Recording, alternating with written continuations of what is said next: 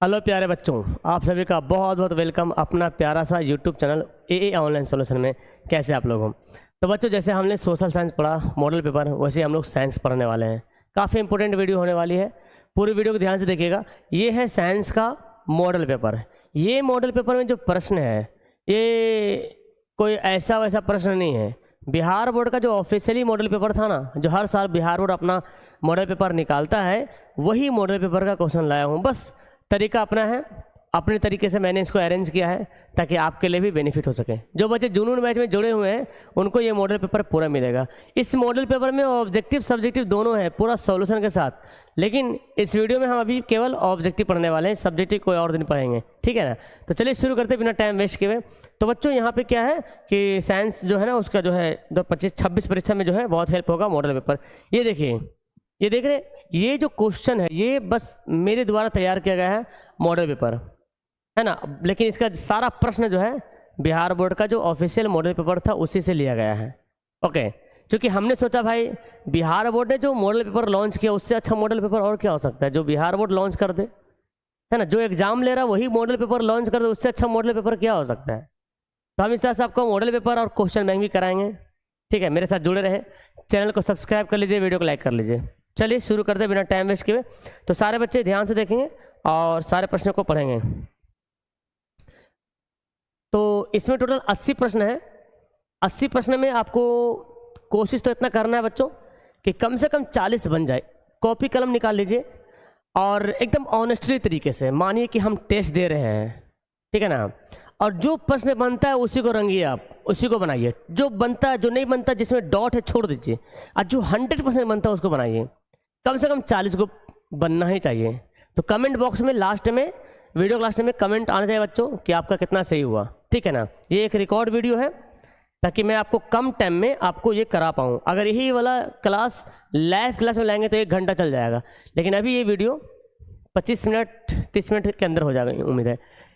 किसी प्रकाश स्रोत के सामने एक अवरोध रखने पर क्या बनता है? प्रकाश स्रोत है जहाँ से लाइट आ रही है, उसके सामने कोई वस्तु रख देंगे तो क्या होगा? छाया बनेगा। हाँ, छाया बनेगा। क्या बनेगा? छाया बनेगा। ओके, तो इसका क्या करेंगे आंसर? Okay, very good. चलिए आगे बढ़ते हैं। समतल दर्पण की फोकस दूरी क्या होती है? जो समतल दर्पण होते हैं बच्चों, यानी कि प्लेन मिरर, उसकी फोकस दूरी कोई लिमिट नहीं है, अनगिनत, अनंत। क्या बोलते हैं उसको? फोकस दूरी क्या होती है? अनंत होती है। नेक्स्ट क्वेश्चन देखिए, 3 नंबर प्रश्न देखें कि 1 मीटर फोकस दूरी वाले उत्तल लेंस की शक्ति क्या होती है? उत्तल लेंस की शक्ति क्या होती है? फोकस दूरी f है, पावर निकालने बोल रहा, 1/f होता है, 1/1 यानी कि क्या होगा? 1 डायोप्टर। तो उत्तल लेंस, उत्तल है, उत्तल लेंस की फोकस दूरी प्लस में होता है, तो हम क्या करेंगे? +1 डायोप्टर करेंगे। किस लेंस को अभी अपसारी लेंस कहते हैं? मतलब प्रकाश को फैलाने वाला। तो उत्तल में तो जमा होता है, अवतल में फैलता है, तो क्या बोलेंगे? अवतल लेंस को अपसारी लेंस कहते हैं। चलिए 5 नंबर प्रश्न देखें। 5 नंबर प्रश्न बोला गया है, प्रकाश की चाल विभिन्न माध्यमों में क्या होती है? अलग अलग माध्यम में अलग अलग होती है। कांच में अलग चाल है, वायु में अलग है, जल में अलग है। किसी लेंस द्वारा उत्पन्न आवर्धन कैसा मात्रक क्या होता है? पढ़ चुके हैं। आवर्धन कैसा मात्रक नहीं होता है, मतलब मात्रक विहीन होता है, मतलब यूनिट लेस है, मात्रक नहीं होता है। 7 नंबर प्रश्न देखें। बोला गया निम्न में से किसका अपवर्तनांक सबसे अधिक होता है? सबसे ज्यादा अपवर्तनांक पता है आपको? हीरा का होता है 2.42, है ना। नेक्स्ट है, एक अभिसारी लेंस बनाता है। अभिसारी लेंस क्या बनाता है देखते हैं। अभिसारी लेंस किसको बोलते हैं? अभिसारी लेंस बोलते हैं उत्तल लेंस को। किसको बोलते हैं? उत्तल लेंस को। ये क्या बनाता है? सदैव वास्तविक प्रतिबिंब। तो उत्तल लेंस में केवल वास्तविक नहीं बनता है, केवल आभासी भी नहीं बनता है। कभी वास्तविक बनता है, कभी आभासी बनता है, दोनों बनाता है, ठीक है। चलिए अगला क्वेश्चन देखें। बोला गया आकाश का नीला रंग होना किस घटना का परिणाम है? आकाश जो नीला रंग होता है प्रकाश का परकिरण की वजह से, प्रकाश का परकिरण की वजह से, ठीक है। प्रकाश फैलता है तो नीला रंग फैलने से वजह से क्या होता है? आकाश का रंग नीला होता है। तो मेरे आंसर देने से पहले वीडियो को आप लोग रोक लीजिए और आंसर कंफर्म करके फिर आगे बढ़िएगा, ठीक है। प्रकाश का प्राथमिक रंग कौन होता है? Primary colour. प्रकाश का प्राइमरी कलर तीनों है, लाल, हरा, नीला। ऑप्शन नंबर डी हो जाएगा। बड़ी संख्या में प्रकाश संवेदी कोशिकाएं कहाँ होती है? मतलब बड़ी संख्या में, हालांकि सब संवेदी कोशिकाएं हैं, लेकिन रेटिना पर जो है प्रकाश संवेदी कोशिकाएं ज़्यादा होती, जो प्रकाश को एब्जॉर्ब करती हैं, जहाँ से फोटो बनता है। दूर दृष्टि दोष वाले उपचार के लिए किस लेंस का उपयोग करेंगे? जिसको दूर का दिखता है, नज़दीक का नहीं दिखता है ना? तो नज़दीक का नहीं दिखता है तो क्या करेगा वो? उत्तल लेंस का इस्तेमाल करेगा। मानव नेत्र के लिए दृष्टि का अस्थायित्व कितना होता है? यानी कि उसकी आंखों पर कितने देर तक फोटो बना रहता है? 1 सेकंड का 16वां भाग, यानी कि 1/16 सेकंड। वाट किसका मात्रक है? वाट बताइए। देखिए P बराबर क्या होता है? W/T होता है फॉर्मूला। W क्या होता है? जूल होता है। टाइम का होता है? सेकंड होता है, जूल प्रति सेकंड। 1 किलोवाट घंटा बराबर है, 1 किलोवाट घंटा किसके बराबर होता है? 1 किलोवाट घंटा होता है 1 यूनिट के बराबर। इसका ऑप्शन नंबर सी हो जाएगा। अगला क्वेश्चन देखें, विद्युत शक्ति का SI मात्रक क्या होता है? तो विद्युत शक्ति का SI मात्रक क्या होता है? वाट होता है। देखिए वही क्वेश्चन फिर से दिया गया है, 1 किलोवाट घंटा किसके बराबर होता है? 1 किलोवाट घंटा किसके बराबर होता है? तो वही बात है, किलोवाट बोला गया। तो देखिए यहाँ पे यूनिट तो नहीं दिया हुआ है, यहाँ पे होगा 3.6 × 10⁻6 जूल हो जाएगा। ठीक है। दाएं हाथ के अंगूठे का नियम किसने दिया था? दाएं हाथ के अंगूठे से धारावाही तार को पकड़े तो दाएं हाथ से पकड़ते हैं तो अंगूठा जो है धारा की दिशा और बाकी चारों उंगलियां चुंबकीय क्षेत्र की दिशा बताती है। किसने दिया था? मैक्सवेल ने दिया था। ठीक है, आगे बढ़ते हैं बच्चों। विद्युत फ्यूज विद्युत धारा के किस सिद्धांत पर कार्य करता है? तो बोलेंगे उष्मीय सिद्धांत पे कार्य करता है। ये मॉडल पेपर इतना इंपॉर्टेंट है बच्चों कि अब अगर आपने मॉडल पेपर कम से कम 5 बना लिया तो बहुत हेल्प होगा। तो आपको जुनून बैच में, अगर आप लोग जुनून बैच में जुड़े हुए हैं तो जुनून बैच में 5 गो मॉडल पेपर सबका डाला हुआ है और क्वेश्चन बैंक भी बन रहा है, शायद वो भी डाला जाएगा जल्दी ही। ठीक है, 1 मिली एम्पियर बराबर होता है, मिली एम्पियर किसके बराबर होता है? 1 मिली एम्पियर होता है 10⁻³ एम्पियर के बराबर। प्रतिरोध का मान बढ़ाने के लिए प्रतिरोधकों को जोड़ा जाता है। अगर प्रतिरोध का मान बढ़ाना है, ज़्यादा बड़ा तो नहीं हो रहा ना, ठीक है। अगर प्रतिरोध, एक क्वेश्चन में, एक स्लाइड में 2 क्वेश्चन आना चाहिए। अगर प्रतिरोध का मान बढ़ाना है तो किस में जोड़ेंगे? श्रेणी क्रम में। श्रेणी क्रम में जितना जोड़ेंगे प्रतिरोध का मान बढ़ता जाएगा, और समांतर क्रम में घटाना है तो समांतर क्रम जितना जोड़िएगा उतना घटेगा। विद्युत हीटर की कुंडली बनाने में किस पदार्थ का उपयोग होता है? हीटर में, गीजर में, इसमें क्या होता है? नाइक्रोम का तार होता है जी, है ना, नाइक्रोम का तार होता है। ये रेड कलर मज़ा नहीं आ रहा क्या? चलिए आगे बढ़ते हैं। बोला गया 23 नंबर क्वेश्चन कि कौन ग्लोबल वार्मिंग के लिए जिम्मेदार है? ग्लोबल वार्मिंग जो गैस होता है ना, उसके लिए कौन जिम्मेदार है? तो कार्बन डाइऑक्साइड है। कौन जीवाश्म ईंधन है? समझ रहे हैं आप लोग, पेट्रोलियम, कोयला, प्राकृतिक गैस, ये सब क्या है? जीवाश्म ईंधन है। ओके, नेक्स्ट क्वेश्चन देखें, 25 नंबर क्वेश्चन है कि सूर्य तथा अन्य तारों द्वारा उत्सर्जित विशाल ऊर्जा का स्रोत क्या है? सूर्य से जो ऊर्जा निकलता है, तारे से जो ऊर्जा निकलता है, वहाँ वो ऊर्जा कहाँ से रहा है? तो उसमें है हाइड्रोजन और हीलियम दोनों गैस, वो मिलकर ऊर्जा प्रोड्यूस करता है और उसको बोलते हैं नाभिकीय संलयन। क्या बोलते हैं? नाभिकीय संलयन करते हैं। और जो परमाणु बम जो फटता है उसको बोलते हैं नाभिकीय विखंडन। विखंडन मतलब टूटना, और वहाँ पे जुड़ रहा है। ठीक है ना। टिहरी बांध का निर्माण का उद्देश्य क्या था? किस लिए बनाया गया था? टिहरी बांध उत्तराखंड में है, भूमि सिंचाई, जल आपूर्ति, बिजली उत्पादन, सभी की जरूरत पूरी होने के लिए। चलिए 27 नंबर सवाल है, खिलौनों में किस सेल का उपयोग होता है? खिलौना में देखते छोटा सा बैटरी होता है, छोटा सा, उसको बोलता है ड्राई सेल यानी कि सूखा सेल। जल के विद्युत अपघटन में कैथोड पर कौन से गैस निकलती है? याद करेंगे, कैथोड पर निकलती है हाइड्रोजन गैस और एनोड पर निकलती है ऑक्सीजन गैस। ठीक है ना। एनोड पर कौन गैस निकलती है? ऑक्सीजन गैस, कैथोड पर हाइड्रोजन गैस। ये सवाल आगे पीछे हो सकता है, कभी एनोड कभी कैथोड दिया जा सकता है, इसलिए मैं आपको बता दे रहा हूँ कभी कभी। हीलियम कैसी गैस है बच्चों? तो हीलियम जो है अक्रिय गैस है, ये किसी से क्रिया नहीं करती है। हीलियम अक्रिय गैस है। चलिए क्लियर हो गया, अक्रिय गैस हो जाएगा। आगे आइए, अब आते हैं क्वेश्चन नंबर 30 में। देखिए 30 में क्या बोलता है? क्वेश्चन नंबर 30 बोलता है कि जस्ता तथा सांद्र HCl को अभिक्रिया से कौन सी गैस उत्पन्न होगी।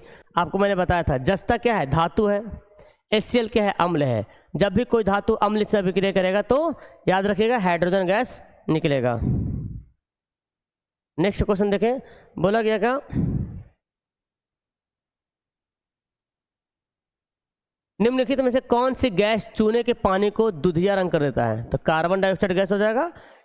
कौन बूझा हुआ चूना है, मतलब चूना में पानी डाल दिए तब बुझ जाता है ना, कैल्शियम हाइड्रोक्साइड। चलिए आगे बढ़ते हैं। 33 क्वेश्चन देखिए, टूथपेस्ट सामान्यतः होता है, टूथपेस्ट जो हम लोग ब्रश करते हैं जिससे, कोलगेट जिसको बोलते हैं आम भाषा में, वो एक क्षारीय टाइप का होता है। नींबू में कौन सा अम्ल होता है बच्चों, नींबू में होता है साइट्रिक अम्ल, या कभी कभी सिट्रिक भी लिखता है, ठीक है, तो इसमें कन्फ्यूजन नहीं होना, साइट्रिक अम्ल सिट्रिक अम्ल। क्वेश्चन नंबर 35 देखिए, बोला गया मिल्क ऑफ मैग्नीशिया का पीएच मान क्या होता है। मिल्क ऑफ मैग्नीशिया का पीएच मान कितना होता है, 10.5। कितना होगा, 10.5 होगा। जस्ता का अयस्क कौन है, जस्ता का अयस्क है जिससे जस्ता प्राप्त होता है, तो याद कर लीजिएगा zinc blende, zincite, zinc blende, zincite है ना, कैलेमाइन, ये सब जस्ता का अयस्क है। देखिए बॉक्साइट एल्युमिनियम का है, सिनेबार पारा का है, ये आपको याद करना इंपॉर्टेंट है। क्वेश्चन नंबर 37 बोलता है कि वह धातु जो केवल अम्ल राज में घुलता है, अम्ल राज में ही घुलेगा एक ऐसा धातु, और किसी अम्ल में नहीं घुलेगा, और वो कौन है, वो है सोना। कौन आयनिक यौगिक नहीं है, आयनिक यौगिक में क्या होता है, धातु अधातु होता है, कैल्शियम धातु, क्लोरीन अधातु, तो आयनिक यौगिक है, ये भी आयनिक यौगिक है।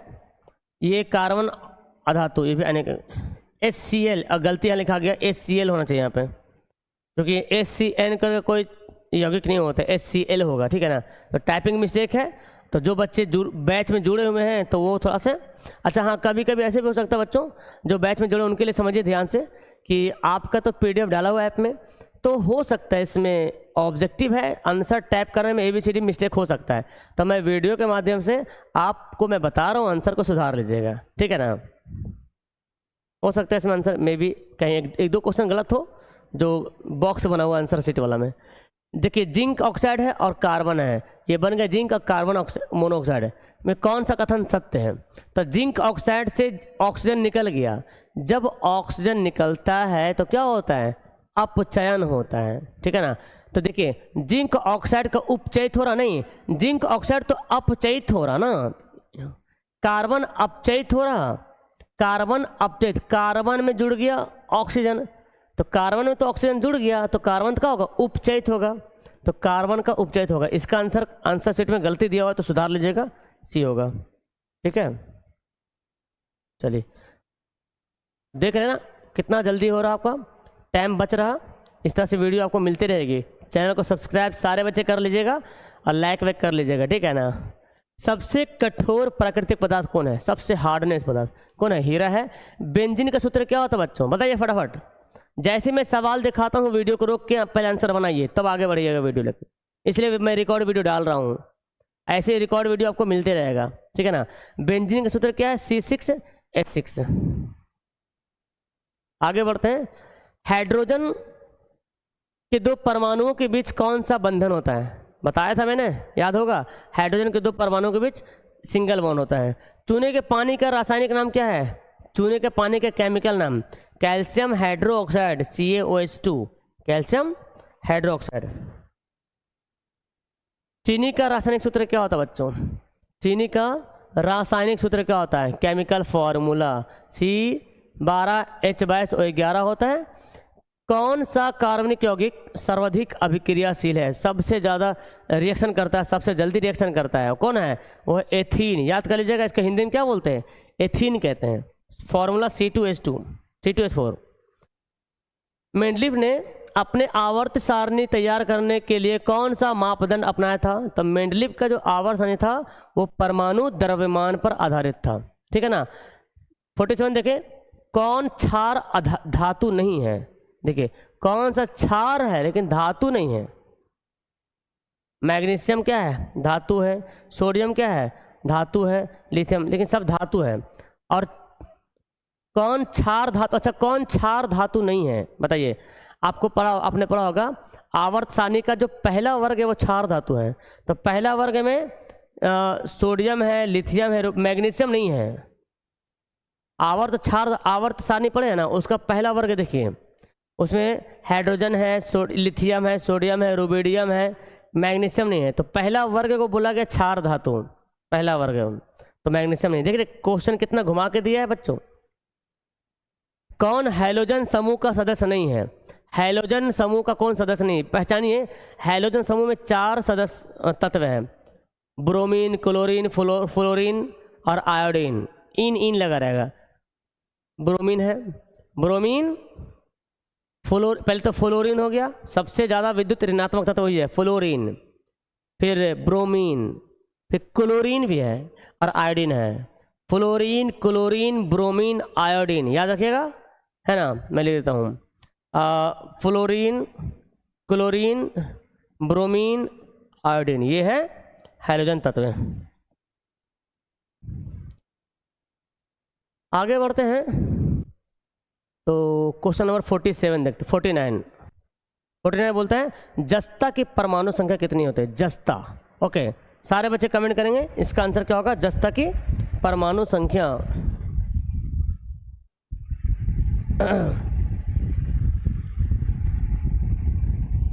ओके, ठीक है, ठीक है, हम आ जाएंगे।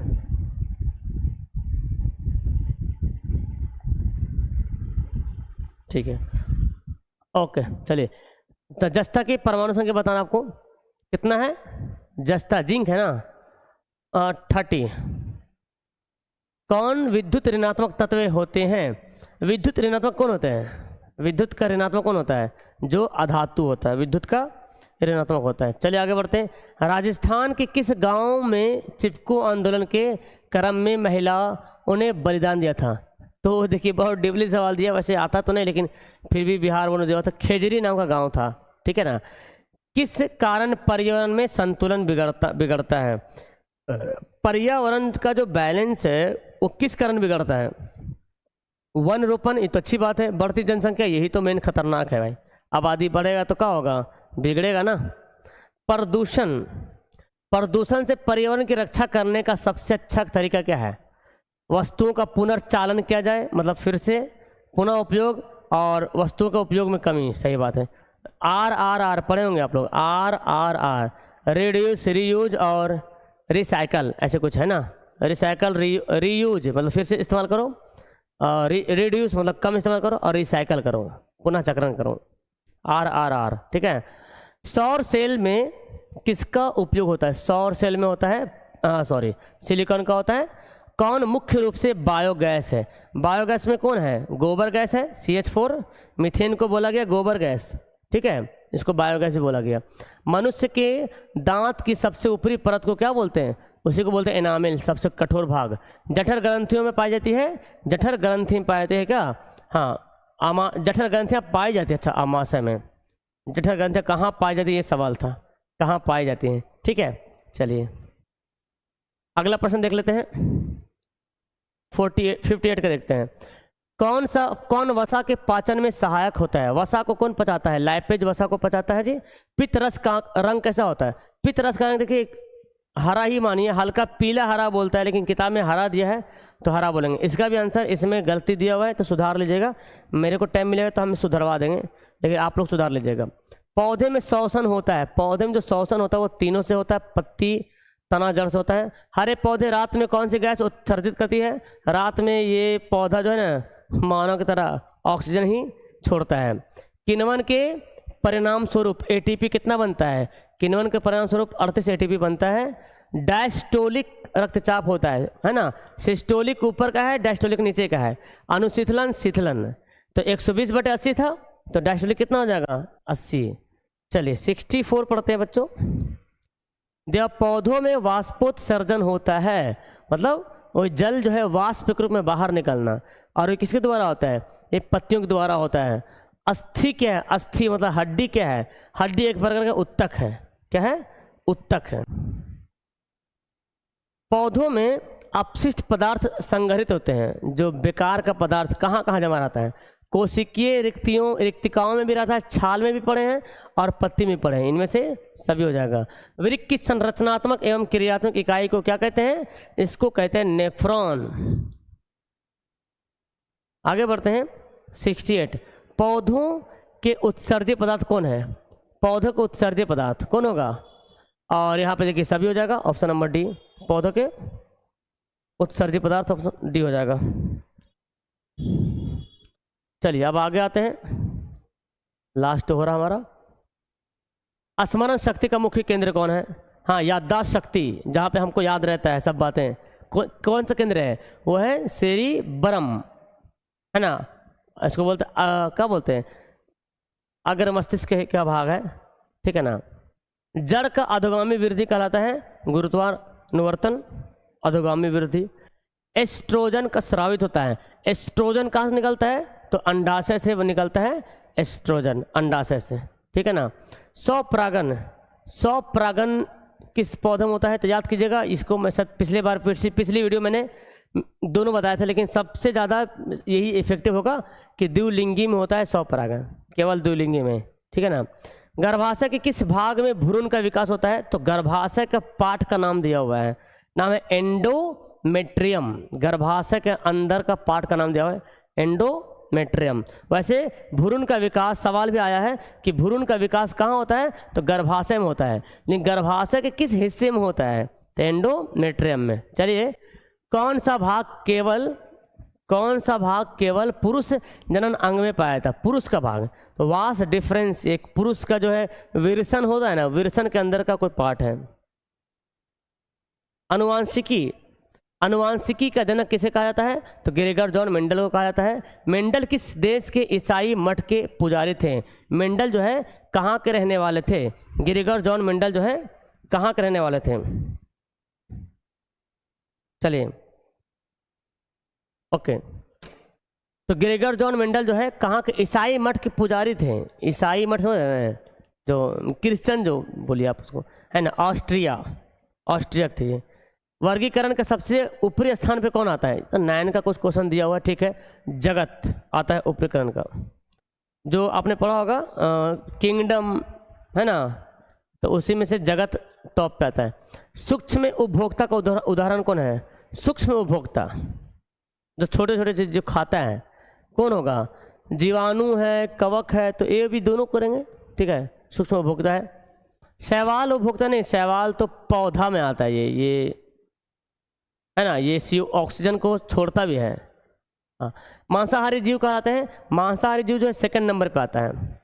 हाँ, मांसाहारी, जैसे शाकाहारी, जैसे कि जो शाकाहारी वो 1st नंबर पे आता है। जैसे कि मान लें कि बकरी, हिरन, मानिए हिरन ने घास खाया तो शाकाहारी हो गया, हिरन को खा लिया बाघ तो मांसाहारी हो गया 2रा नंबर पे, ठीक है। आहार श्रृंखला के प्रत्येक पोषक स्तर पर कुल ऊर्जा का कितना प्रतिशत अगले स्तर को स्थानांतरित करता है? तो 10%। मतलब जैसे समझिए, घास को खाया मेढक, घास को खाया ग्रास होपर, ग्रास होपर को खाया मेढक, मेढक को खाया सांप, सांप को खाया गीध, ऐसे, तो उसका 10% ऊर्जा इसके पास आता है, फिर इसका 10% ऊर्जा अगले वाला पास जाता है, वही बोला गया। तो ये देख लीजिए आप, ये मेरा 80 क्वेश्चन कंप्लीट हो गया बच्चों। आप लोग कमेंट करना। अब देखिए यहाँ पे अगर आप इस PDF को लेते हो तो मैं क्या बोलते हैं, ई बुक एक ऑप्शन आता है, ए ऑनलाइन सोल्यूशन एप्लीकेशन में, वहाँ पे डाल दूंगा, और नहीं तो फिर जुनून बैच में मिल जाएगा आपको, ठीक है ना, जुनून बैच में मिल जाएगा। वरना आप मॉडल पेपर क्वेश्चन बैंक एक नॉर्मली एक बैच बना दूंगा, वहाँ पे नॉर्मल फी में रहेगा, आप लोग ले लेना, ठीक है ना।